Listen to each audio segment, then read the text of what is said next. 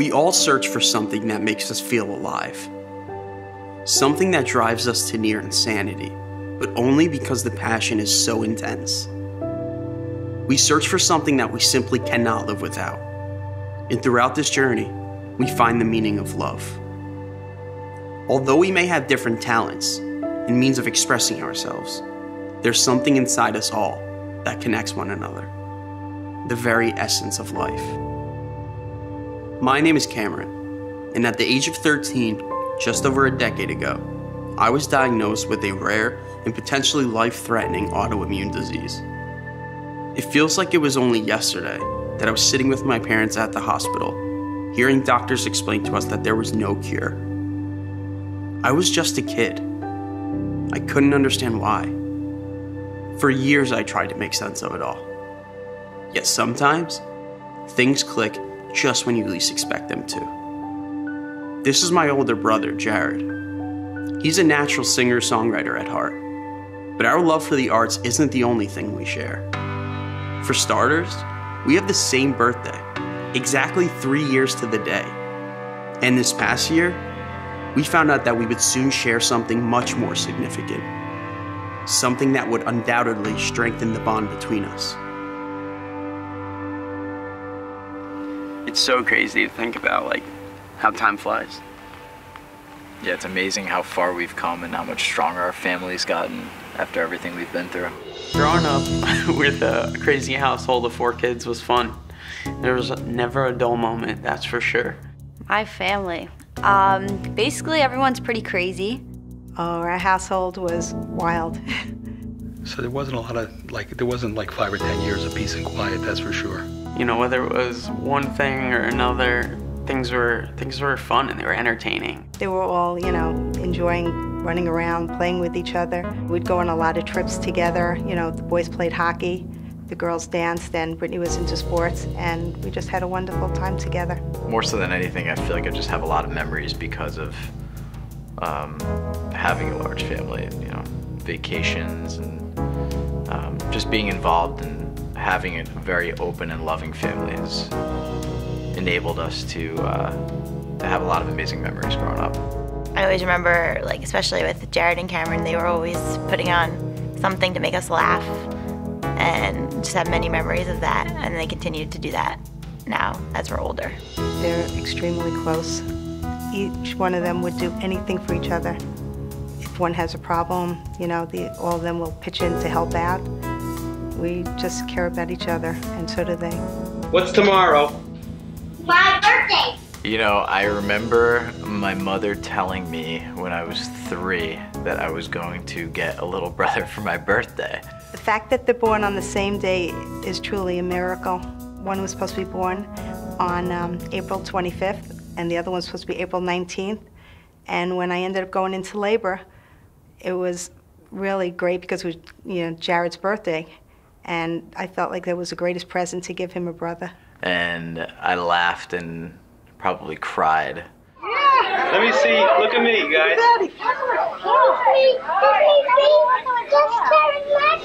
But I think the fact that Cameron and I were born on the same day, I think it says a lot about just, life in general and how kind of, everything happens for a reason. And I'd like to think that where we are now definitely has something to do with, being born on the same day. And I know that the bond that we share as brothers has only been strengthened by the fact that we were born on the same day. And I mean, the irony behind it is, goes without saying, for sure. Me and Jared were always really close, and that was who I always looked up to. And it's funny, because I remember I had to be no more than 4 or 5 years old. It was my first soccer game ever, and I played until about halfway through, and I told my dad I was exhausted. He kind of didn't understand where I was going with this, and I was like, I'm tired. He's like, what, you don't want to play? I was like, no, I'm just tired, I need a break. And so during that break, I glanced over to him and I said, where's Jared? So he's not playing soccer? No, he's playing hockey. And I go, that's what I want to do. So that was, my dad literally left the game midway through. That was the end of my soccer career. And there I went. And that's how I got into skating and playing ice hockey. But I mean, that just shows you how much I looked up to him. Everything I always did was, I wanted to be like my older brother. I had a really, really happy childhood. I enjoyed those years, some of the best of my entire life. But I would say that things definitely got a little bit different once I got sick. I guess the first time we noticed that he wasn't feeling well was while he was playing hockey, maybe at a tournament. He'd be getting sick in the morning before it was time to play, or sick that prior evening, and the symptoms seemed to be like a stomach bug. But he seemed to have been able to play through it because he's extremely strong-willed. And it's funny because looking back on things, I was getting sick a lot in the years that I did grow up. Every time I'd travel or anytime I'd endure any kind of change, whether it be climate or food or things like that, I would have gotten sick a lot. I'd get sick at hockey tournaments, and now looking back on things, my mom and I will talk and we'll be like, you know what, maybe you were sicker for a longer time than we realized. He couldn't keep food down. Like once a week, he would get sick, and we were wondering, what's going on. So like a week would go by, another week would go by, and then we brought him to the doctor, and some doctors said, oh, it's nothing, and we could change a diet or check this out. It wasn't really the same thing every time, so it wasn't something that I could have said was something that was maybe wrong with me. We wrote it off as something that maybe was just like a really bad virus. So finally, we were recommended to a wonderful GI doctor who did all these tests, and then we saw that his, what they called LFTs were elevated, and they said, we got to go, check this further. So they did blood work, more blood work, and then he finally said, we're going to have to send you to a specialist in Manhattan. At this point, he ruled that I had what they call ulcerative colitis. And so he referred me to a doctor at Mount Sinai Hospital, and they were able to figure out through more testing that I did have a specific illness. People who have ulcerative colitis or Crohn's disease, which is very similar to ulcerative colitis, about 5% of those people will develop this complication in the liver, specifically in the bile ducts of the liver, called primary sclerosing cholangitis, or PSC for short. I remember going home, and I looked it up, and I said, oh my God, I hope it isn't this, because this disease, they said, had no cure. And then, unfortunately, I read further. The only cure would be a liver transplant. And here he's 13 years old, and I'm like, oh my God, how can this happen? A couple months after that, they put me on a really high dose of steroids to combat the issue. And they were able to tell that in addition to the ulcerative colitis and the primary sclerosing cholangitis, that I had another syndrome, which they call an overlap of what they call autoimmune hepatitis. I know the one thing that I do remember being the most significant was the fact that he couldn't play hockey anymore. And that's where it was like, okay, so this is a little bit more serious than we thought it would be. Seeing that he was unable to do so and finish playing and enjoying certain hobbies that he's unable to do now is definitely really hard. I mean, it's tough to tell a kid when they're so in love with something that they can't do that anymore. That was probably the most devastating thing, because all in all, he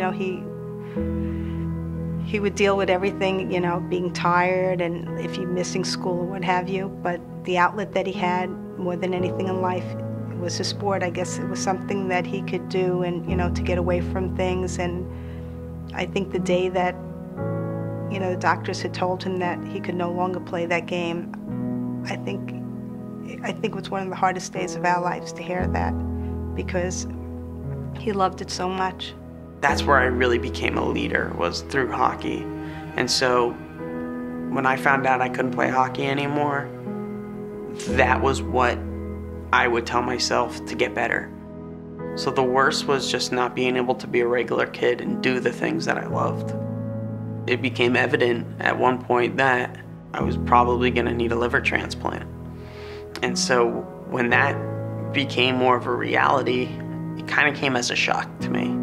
Ironically, at the time, a friend of mine knew somebody who had a transplant done at Columbia Presbyterian, and when they put me in contact with him, he was such an advocate for New York Columbia Presbyterian, and he was like, listen, you gotta go there. I have a friend of mine had a liver transplant. They are the best at what they do.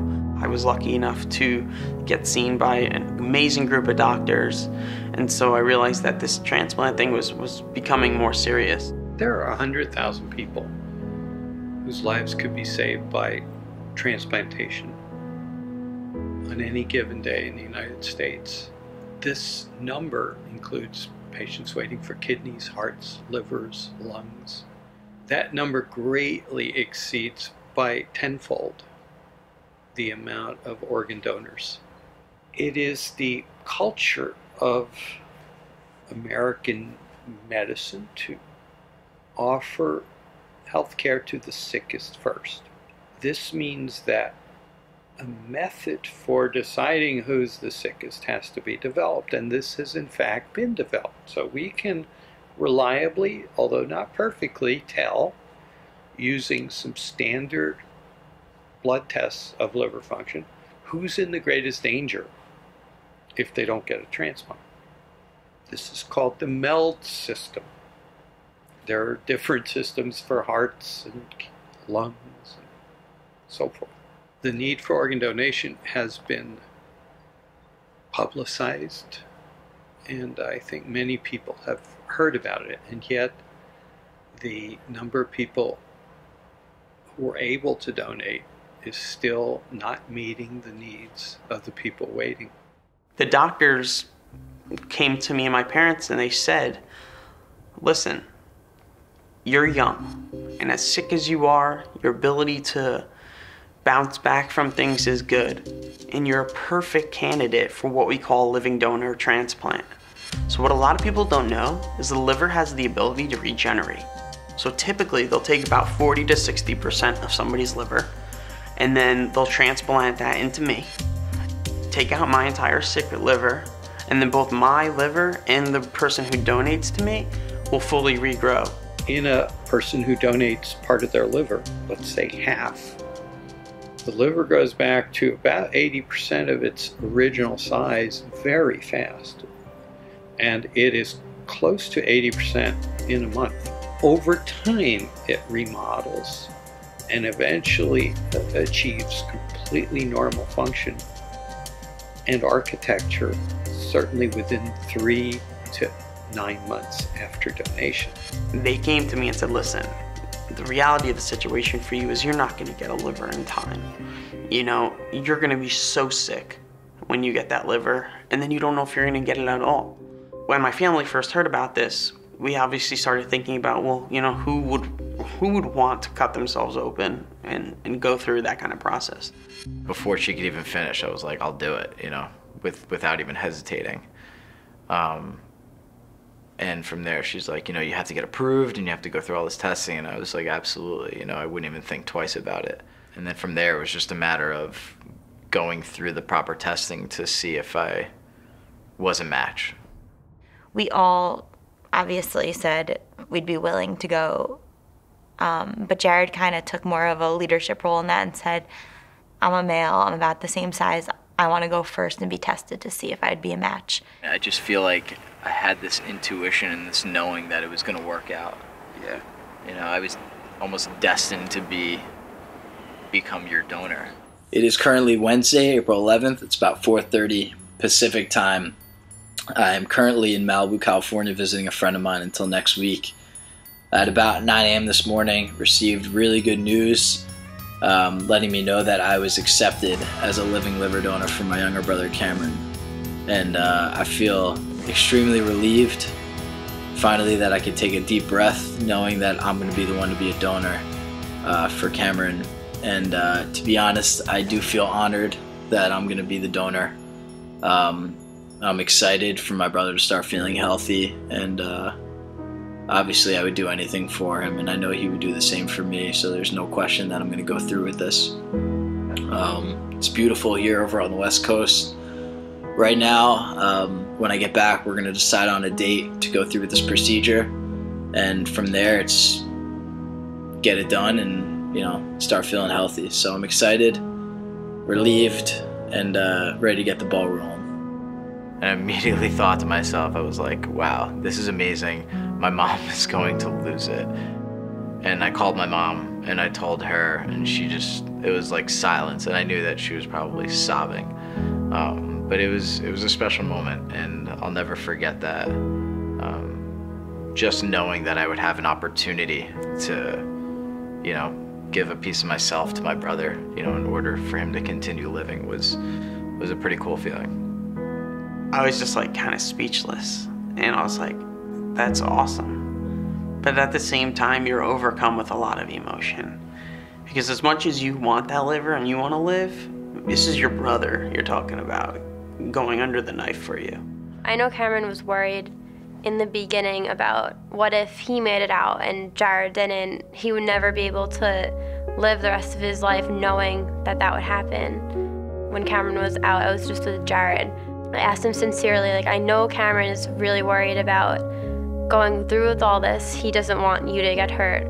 And he said so sincerely that he would do anything, no matter what. I think of both of them honestly as my heroes, and Jared is definitely one special person, and if anyone could do it for Cameron, I think that he's the perfect person to do it. Things happen for a reason, and he's my match for a reason. He wants to do this for a reason. And finally, I was able to accept the fact that he was going to give me this gift of life. Obviously, what preempted me to really kind of pursue transplant at this point was this past August, I went for a routine MRI. Shortly after that, Dr. Brown walks in, and he's like, hey, what's going on? We start talking a little bit, and he goes, what's up? On your last MRI, we found a white spot, and these white spots are truly indicative of a tumor, a lesion. And so we need to take care of this. So he kind of gave me some options. He said, we can biopsy it, but the chance of you spreading it, if it is cancerous, is pretty bad. We can do a chemoembolization, or we can wait and just kind of see what happens. He said, now, however we do proceed is going to be based on what you're looking to do with transplant. It just seemed like he couldn't catch a break. It was almost one thing after another, and every time where you seemed to kind of plateau, never being obviously healed, but seemed to just being in better spirits, something else came his way. And of course took us by shock completely at that point. But then led to knowing that the transplant was definitely going to be something that had to take place much sooner. For me, I felt like this was a sign that maybe I shouldn't biopsy this. What if it spreads? And so I decided that I don't want to risk it. I want to move forward with the chemoembolization. We're going to treat it as the worst case scenario, get this tumor out of here, and then obviously follow through with the living donor transplant. We're going to get the results of my MRI with contrast that was done today, and finally find out if the tumor is gone. Hopefully it is, because if it's not, then we'll have to do more procedures before the transplant. So we did your treatment about how long ago? Chemoembolization was about 2-3 months. Yeah, chemoembolization on October 31st, and then December 1st was the microwave ablation. Okay. And the reason we followed up with the microwave ablation is because we got incomplete filling from the chemoembolization, and I did not think that we treated it effectively. Now we did the microwave, and we just did the follow-up MR, and it looks very good. The lesion that we targeted looks completely gone, and we didn't see any other lesions in the liver. And it's kind of good in retrospect that we didn't do the biopsy, I think, because as you suspected at that time and was told to you, there is a risk of spreading it from the biopsy itself. I think we have a nice clean liver right now. All right? Good stuff. Good. So your transplant is scheduled for 3 weeks from now. February 11th. That's very exciting. I'm ready. Very exciting. You're sure now. The question is your brother ready? Yeah, he's ready. As ready as he's ever going to be. can't wait to play some games. I'm literally going in there with the mentality of like a 13-year-old. I really just want to play arcade games. Considering everything Jared was putting himself through, all to save my life, I wanted to do something special for him. And so I teamed up with my family and my friends, his friends, to hopefully give him the surprise of a lifetime. Is that too tight? Nah, it's good. Just cut off circulation in my brain. Alright, if it gets loose, it's just a simple tie. Gotcha. So you gotta keep it, alright? Gotcha. If you get pulled over by a cop, though, I'm gonna tell him exactly what's going on. I'm murdering you. So right now we're in the car driving to my quote-unquote surprise from Cameron. I've tried thinking long and hard about where we're going, but I haven't a clue. And I guess we'll find out shortly. We're about to go inside and surprise Jared. He's in the car blindfolded. He has no idea what's going on. Look, I'm not making it at the door. Alright. I feel like I'm going down a little hill here. Stop, don't. We're going this way. Come this way. Whoa, whoa, whoa. Alright, watch. We have stairs. Stairs? Another one. Another one. Terrible at directing. 3. Last one. Alright, walk straight. Turn around. Turn around. Turn around. Turn around. Turn around. Turn around. Turn around. Alright, come on. Throw up. Really? Yeah. Straight walk, walk, walk, walk, Dude. walk. Hold on. They're closed? Yeah, they're closed. Alright. You ready? Keep them close. They're closed? Mm-hmm. Alright. Walk right here. Alright, open them.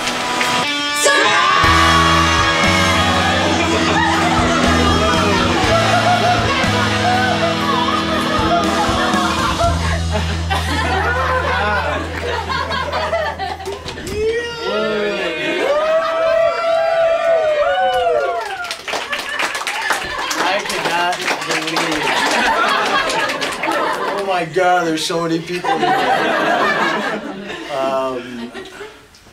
This is just incredible. I'm like shaking. This is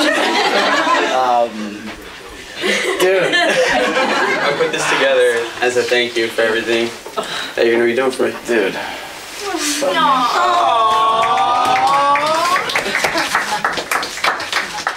I don't even know what to say.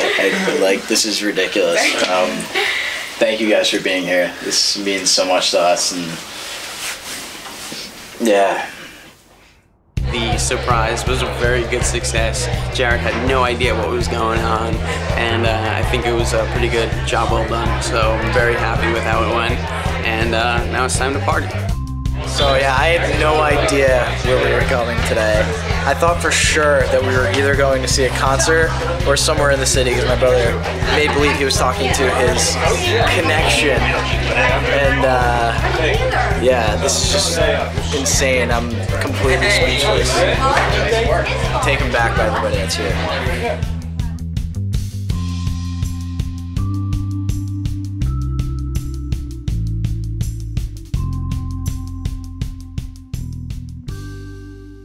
I think it's gotten to that point where everybody is just ready to move on and get this over with and experience this together. And I know it's brought our family together more than ever. And you know what? I think that's the case for anybody awaiting an organ. They're ready, but they need that person to make that selfless act and give them the gift of life. Right.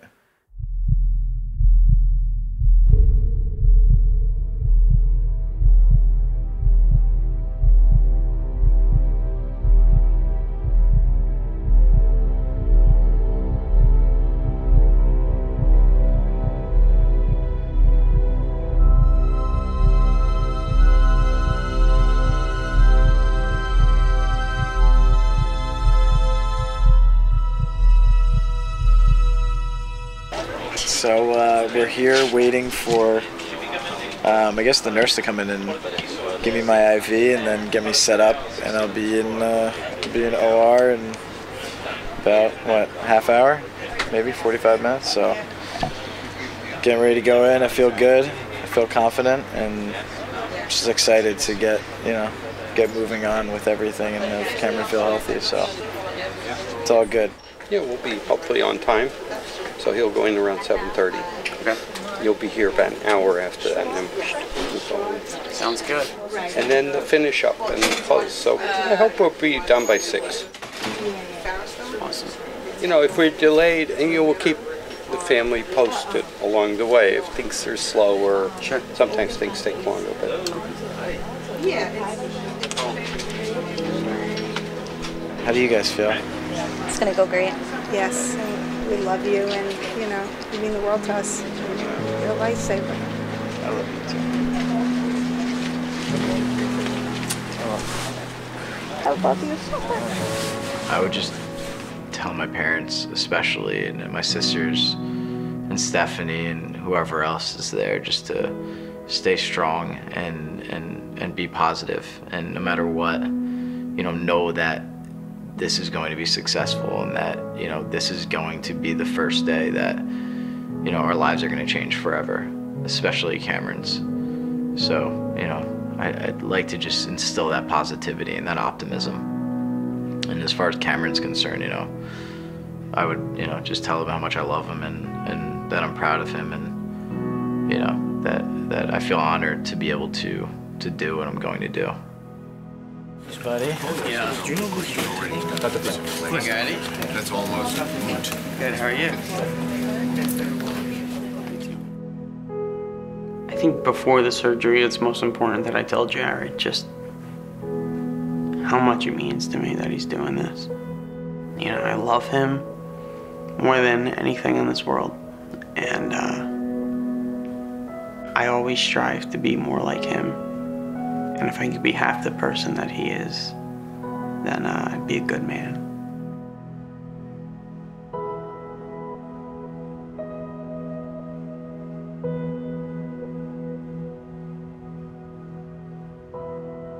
Jared just left for surgery.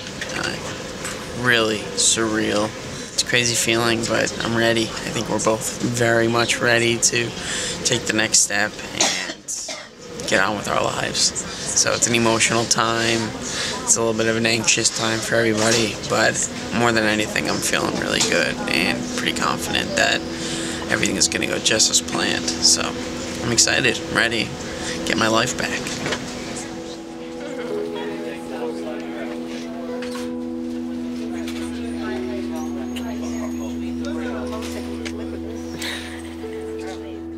Tell them how excited I'll be to see them after the transplant. Just express how much I love them and how proud I am of everything they've done.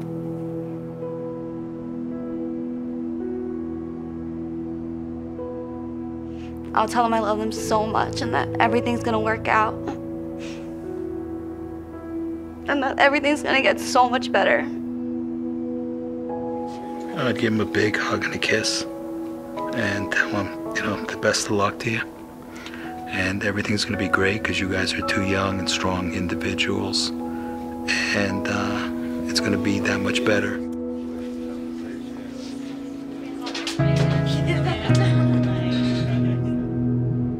It's they're amazing. That it's so unselfish of Jared to want to give part of his liver to him.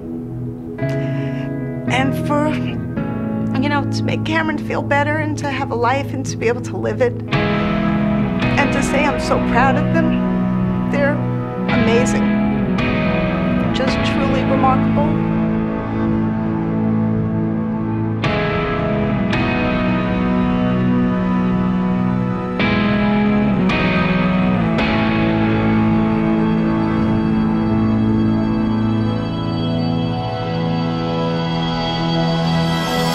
Oh dear, Mother Bear is not here. And my birthday. He's reading in the story. Don't do this. Today is my birthday. I think my friends visit Birthday. Oh, there you go. Little Einstein is here. Who's next? Birthday cake. birthday cake. My goodness. Now, I know.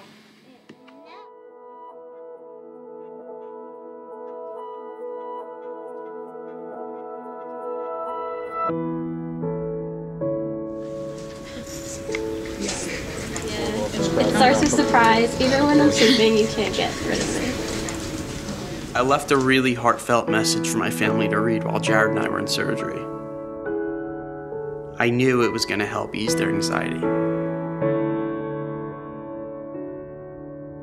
Everything went very smoothly. Okay, absolute beautiful liver, just the way we wanted it to be. Split just the way it was supposed to go. They put the liver in, okay, Cameron, and the liver is, they have a bunch of connections to do. They've done the first two. Everything looks good, looks like it's working, and everything's going smoothly the way it's supposed to go.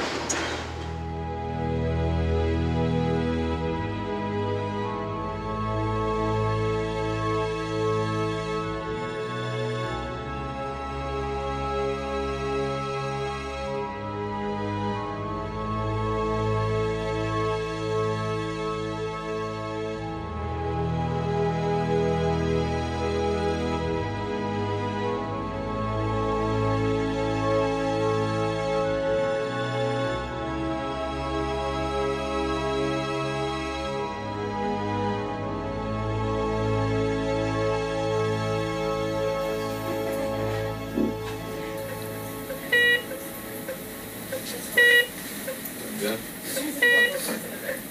Lift up with your feet. Do it with your hands there. Yeah, stand up first and then grab. There you go. Make sure we don't think anything too embarrassing.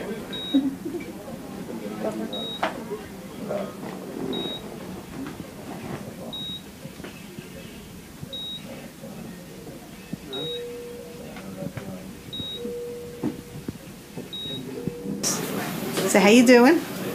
Doing good. Yeah. A little bit of pain, but I'm feeling good. It's hard to believe that I have half a liver inside me right now. 35%. I'm a little tired, out of it, probably from the anesthesia, but I heard Cameron's doing well, which is important to me, so it's all good.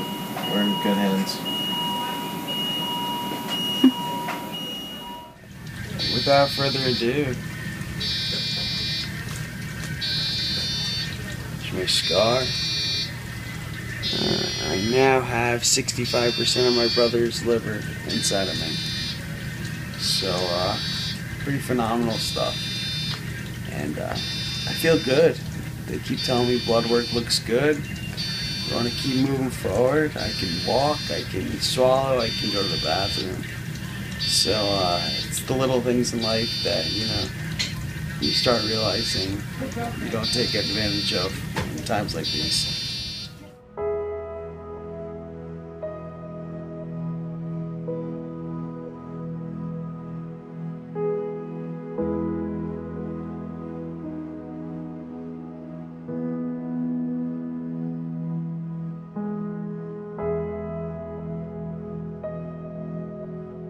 So, I'm officially leaving the hospital. Jared is in the car behind me. It's time to go home and recuperate. You know, it's crazy looking back on where we are today versus the time we spent in the hospital and at home recovering, and how it was almost like a blur for me personally. But it's just incredible what these doctors can do and the human body itself. Yeah, one day you're under the knife, you know, fighting for your life, and then here I am now, full life ahead of me. It's like one chapter's over and then on to the next thing. So it's a blessing. It's the most amazing gift you could have possibly given me, or anyone for that matter. Yeah, I'm forever grateful for it and just excited to see what's next for us. What's next can only be better than what was in the past, that's for sure. A while back, you know, I was thinking about, based on my situation, how I was going to help other people going through uncontrollable situations. And the biggest thing that I found myself challenged with was creating, so to say, this platform for which I could, you know, reach a mass amount of people and really change their lives. Me and Jared sat down one night, and so he said, well, what's the end goal here? He's like, what are you looking to do? Most importantly, we need more people to register as donors. But the issue at hand was that unless people go through a situation like we're going through, they don't have an emotional attachment. They have nothing to associate to the cause. There's way too many people that are dying for a reason that could be easily avoidable. So we've recognized that and decided that we're not just gonna sit back and let that happen, that we're going to do something about it. Like, so what are we gonna call this thing? And so we're toying around with words, and Jared says to me, you know, I love the word wave. I really love it. And I said, me too. He goes, you know, because waves only continue to be waves reliant on other waves forming, and you know, they're very symbolic of strong forces on Earth. And I said, yeah, I really like it. I was like, I just don't know if the connection's there. And we thought of we are vital to each other. I was like, oh wow, that's so encompassing of exactly what we're trying to portray to people. And then the whole symbolism behind the triangles and the A, the fact that one person can save up to 8 lives through organ donation. It's like, we want people to see the Waveset image and dig deeper. Be like, wow, that's a really cool logo. Having never even seen it before, but then step back and maybe read a tag on one of our shirts and be like, oh wow, I had no idea that one person can save up to 8 lives through organ donation. Yeah. And I thought that was really cool how it all came together. So Cameron and I have been talking, now that we're getting asked to do all these speaking engagements, the whole question that has sort of been circling when him, myself, and my dad sit down is, how is this going to be sustainable? You know, how are we going to be able to devote our lives to doing this? And from a speaking standpoint, we thought, let's put together the Waveset Initiative, which is something that we can go tell our story, inspire individuals, and then really put together a sort of a program that we can pitch to schools, organizations, corporations. At the core of it all, you know, the meaning behind we are vital to each other and leaving a legacy by donating your organs is, you have a story, I have a story, everybody has their own story, and what better way to pass along that legacy and that story to someone else than to give a piece of you to that person and help them continue their lives. So today I was in the same room with like 90 transplant recipients. I've never been in front of so many transplant recipients in my entire life. The reason how I knew we would be successful is because here we are preaching we are vital to each other, this sense of unity and love.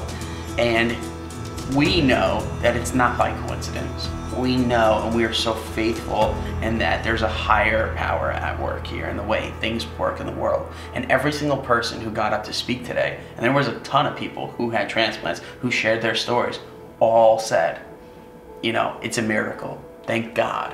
Whatever they called it, God, there's a higher power, you know, this thing that they spoke about, they all recognized it. Just the energy that was in that room was unlike anything I've experienced. There was just like this unprecedented just energy and feeling that was overwhelming being there. Everybody was so grateful to just be surrounded by other like-minded individuals, and then we grateful had a chance, for life, right? Which was really refreshing. Cameron and I soon realized his illness wasn't as some people would characterize as an unfortunate circumstance, but rather an opportunity to help others.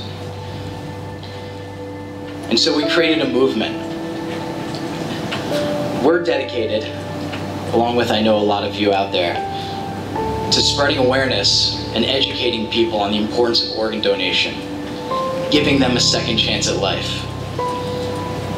All the while, we've cultivated a brand that correlates with this movement.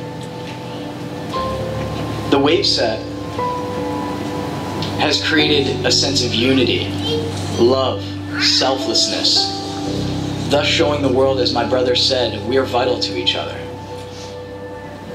We hope that you'll all join us in this movement, because as we know, there's many people out there that desperately desperately need our help. I'd be lying if I said any of what we went through was easy. It wasn't. There was pain, there were many tears, but most importantly, there was an immense amount of love. And our family has grown so much stronger because of it. I stand before you as a testament to being able to give this beautiful gift of life. And I'm so blessed and grateful to have been given that opportunity. Lastly, I want us all to just take a moment and look around. It's a beautiful day outside, and life itself is truly, truly beautiful. And each and every person on this planet deserves that chance to witness it for themselves. Thank you so much for being here. God bless all of you.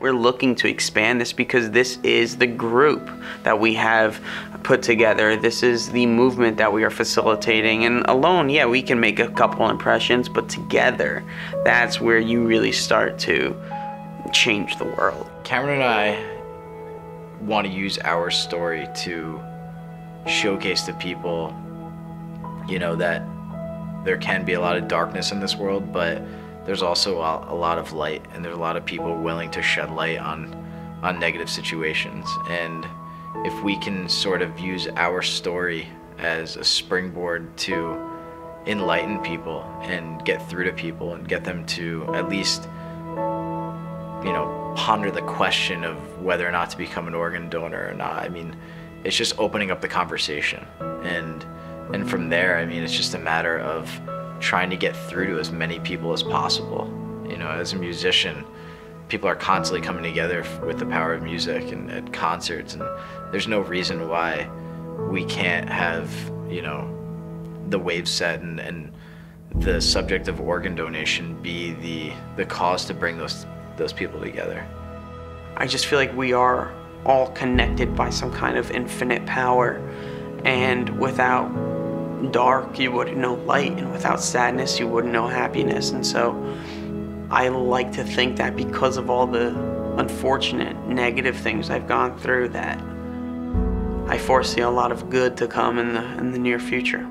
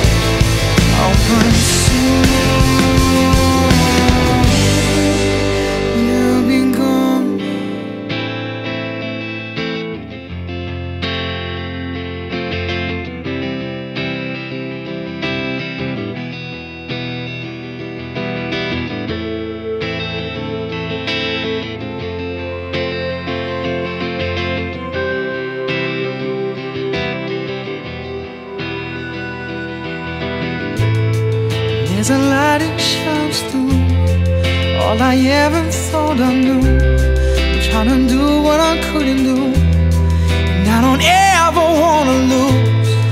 My grip is slipping now. I'm trying to hold, but I don't know how. And now my world is upside down.